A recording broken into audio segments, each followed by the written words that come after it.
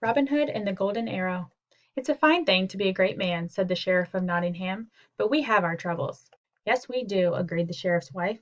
"Our new clothes came too late to wear to the Lord Mayor's feast. I'm sure that the stone house next door will be larger than ours. What's more, there's that little old woman who lives in the thatched cottage by the forest, and she wears a cloak that's finer than mine.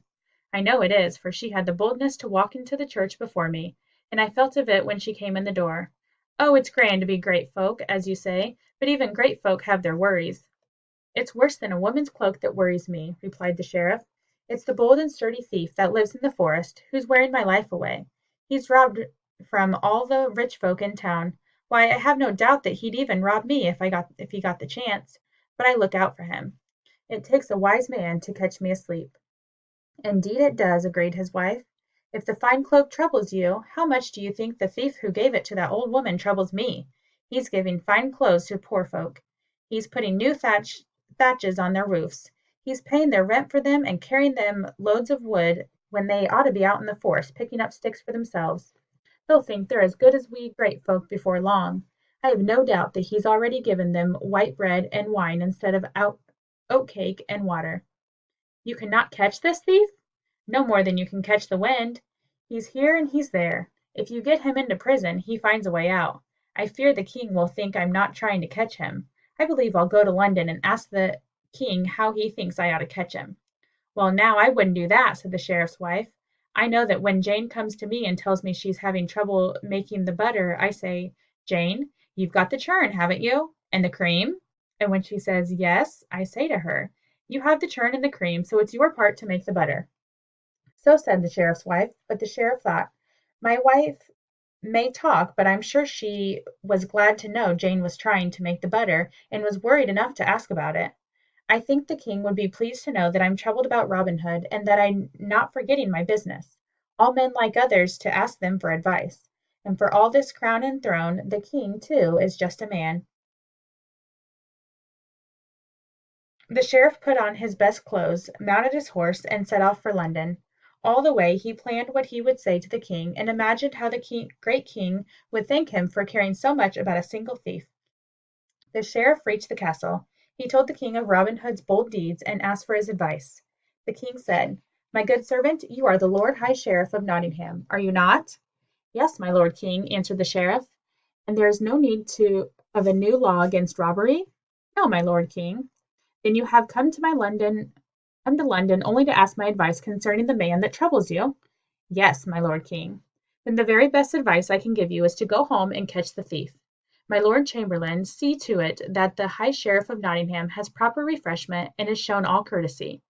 The sheriff bowed and backed out of the audience room.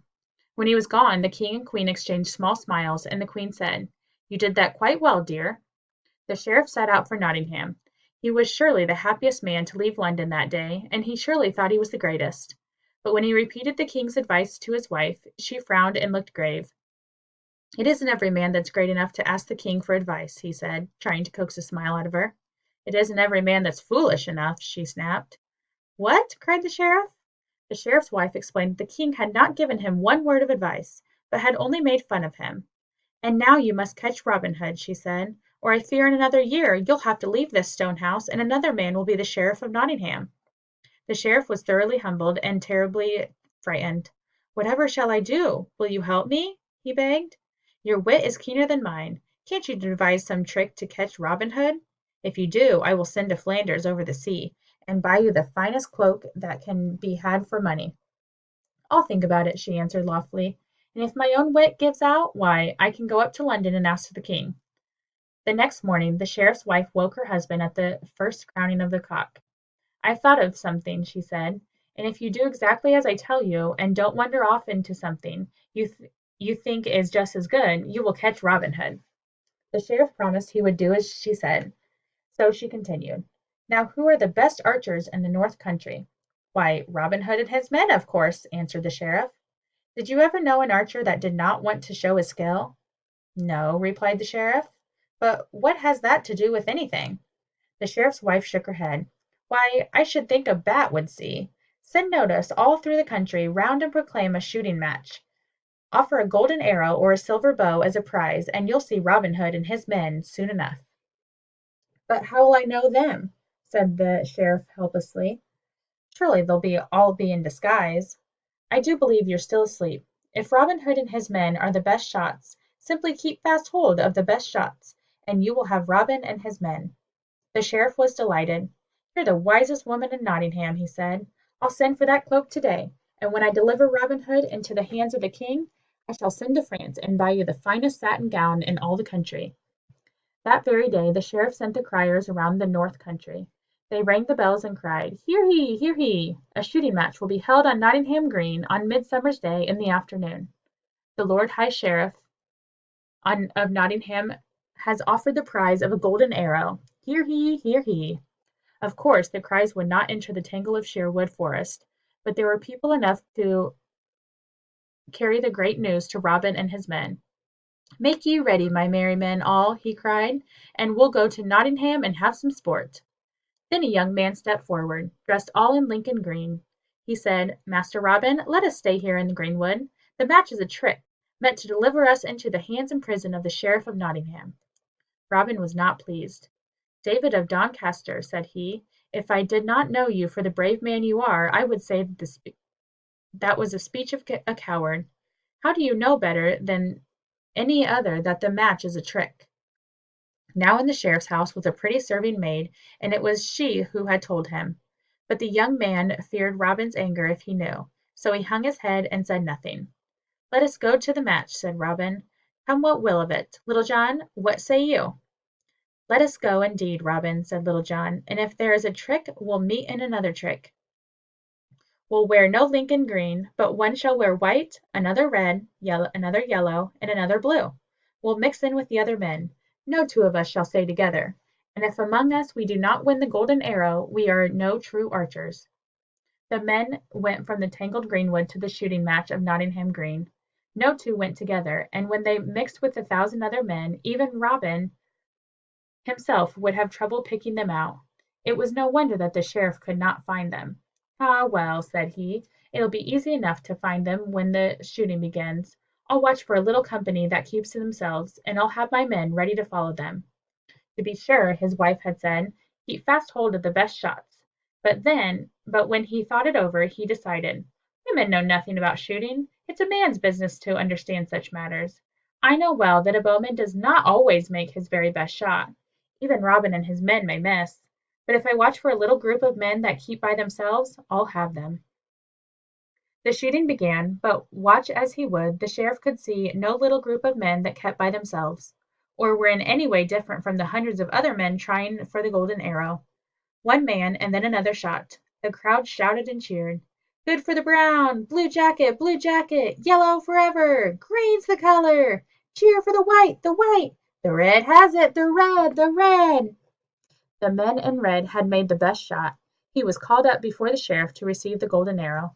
The sheriff was sorely vexed at not being able to find Robin Hood, but he did not forget to present the arrow to the winner with the greatest pomp.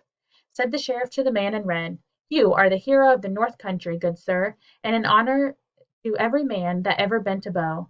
May your arrow always fly true to its target." Now of course the man in red was no other than Robin Hood. He received the arrow, bowed to the sheriff, and melted away into the crowd. He and his men went home to the greenwood, each taking a different road. Not a one of them was followed by the sheriff's men. Robin and his men met at the edge of Sherwood Forest. They were all merry and light of heart, except Robin. Even with the golden arrow stuck in his belt, he looked sorry and vexed. "What's wrong, Robin?" asked Little John. "You won the prize, and the proud sheriff himself called you the hero of North Country. What more can you ask? He never even guessed it was you." "That is what grieves me," said Robin sadly, turning the golden arrow over and over in his hands. "The proud sheriff will never know it was I to whom he gave the golden arrow. I'd willingly give it back to him, and 100 gold pieces with it, if only there was some way of letting him know to whom he made his fine speech." "Robin," said Little John, "you took my advice before and found it good. Will you take it once more?" "Speak on," said Robin, "speak on. Your wit is as quick as a woman's. If the proud sheriff had but borrowed a woman's wit to help him, he'd have put me in the deepest dungeon cell by now." So Little John told Robin of his plan, and all the company laughed and made ready. It took the sheriff some time to get home after the match, because so many people wished to tell him what a beautiful prize he had given and congratulate him on what a successful day it had been. He was surely the happiest man to leave Nottingham Green that day, and he surely thought he was the greatest. But his wife had gone as soon as the shooting was over, and cooked the finest dinner that can be imagined. As the sheriff came up to the steps, she met him in the doorway, as smiling as 2 May mornings. "I've been thinking," she said, "that we would take the 1,000 pieces of gold the king offered as a reward, and make our house as big as the house next door, and maybe a little bigger. What cell did you put him in?" "Put whom in?" demanded the sheriff a little shortly. "Robin Hood, of course, the man in red that made the best shot of all." "That was Robin Hood," declared the sheriff. "I watched for him every minute." For a moment the sheriff's wife had nothing to say, a thing that did not happen often. While she stood staring into her husband's face, a group of monks came to the steps with their hoods drawn low over their faces. "Here's a purse we found on the road," one said.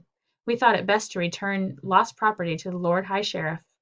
"Thank you, good sirs, thank you," replied the sheriff, taking the purse. "And please, here's a donation to your monastery." The monk who had spoken took the gold piece the sheriff offered, flashed a bright smile at the sheriff's wife, and led his fellows down the road. The sheriff opened the purse and took out an arrow, a piece of parchment, and a red hat. His knees turned into water as he read, "This arrow is from Robin Hood, in return for the golden one that the sheriff so courteously bestowed on him today." The end.